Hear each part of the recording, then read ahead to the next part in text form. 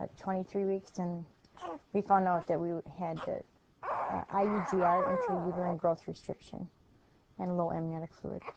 They refer us to a specialist, Dr. Mastrolia, at Grafton, but he's only there once a week, and then he's at Sinai the rest of the time, so we went there, and we had to go twice weekly for BPPs, the biophysical profiles. And we had that up until she was born. Well, we found out that there weren't enough hours in the day to do everything, so I quit my job, well, most of my jobs, and so he became the sole provider for a family, which really opened up a lot of things. I could go to doctor's appointments then. 3 pounds, 8 ounces.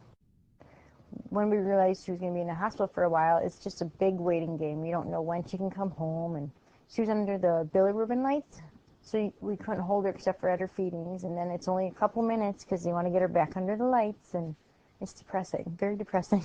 I went to the clinic. From the clinic, I went by ambulance to the hospital. At the hospital, he was born in about a half an hour after we were at the hospital. And I had them asking me while I was in labor where I wanted to go. I could only go, well, from Milwaukee or to Green Bay. And we have relatives down in Milwaukee, so we chose Milwaukee. And then they put him in his little incubator and took him off down to Milwaukee. And I had to stay back till the next morning.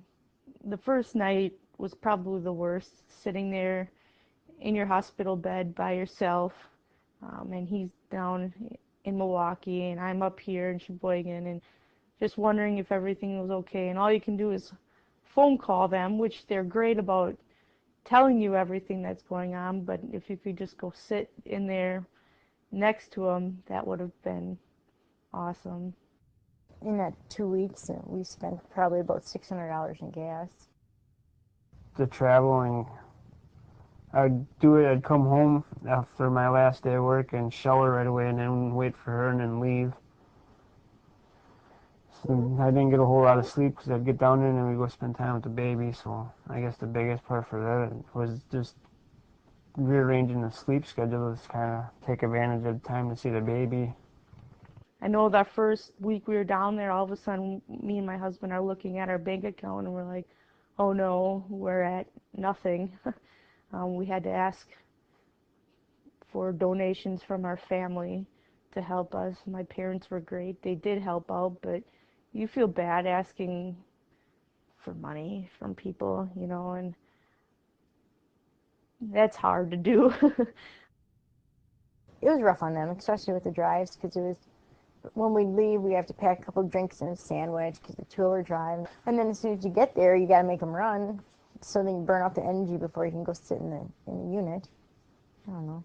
And then it's constantly back and forth from the cafeteria to the lounge to the baby. It's rough. Yeah, I don't think we would have been able to swing it. I think we would have had to just leave Anastasia there until she was done. Because with the kids being at school, it wasn't time efficient to like drive there, see the baby, drive back by the time they got done. Because we talked about it and we said, well, maybe he'll live here with the kids for a while, and I'll just stay down there until, you know, until he has to go to work, and then I'll spend like 3 days here, and then when he's done with his 3-day shift, I go back for like 2 days. And And it was hard sitting there by yourself all alone every day. When Ryan missed me, then I'd come home for the night and I'd spend the night with him and then go back down in the morning. So that went on for about three and a half weeks. He was down there. Oh, I know Ryan missed us a lot. He could only come on the weekends. I'd get real lonely, and then, you know, if my husband could have been sitting there next to me holding my hand a little bit more, or even my mom or my dad or somebody, you know, that would have been a lot better. if we had a level 2 NICU here, it would have been great. When Anastasia was at Sheboygan, it was really nice because I could go visit her in the middle of the night if I wanted to, and I could come and visit her during the day while the kids were in school, and everything worked out so much handier when it was closer to home. Well, I can't imagine if we would have gone into labor early. if just driving there would have been nice if it was in Sheboygan. Once we actually were able to get him back to Sheboygan for a week, it was awesome because Ryan would come every single day at lunch, his lunch hour. I'm a first-time mother, and going through this was crazy. I did not expect it at all. You expect to, be able to bring your baby home the next day and that, everything's going to go smooth.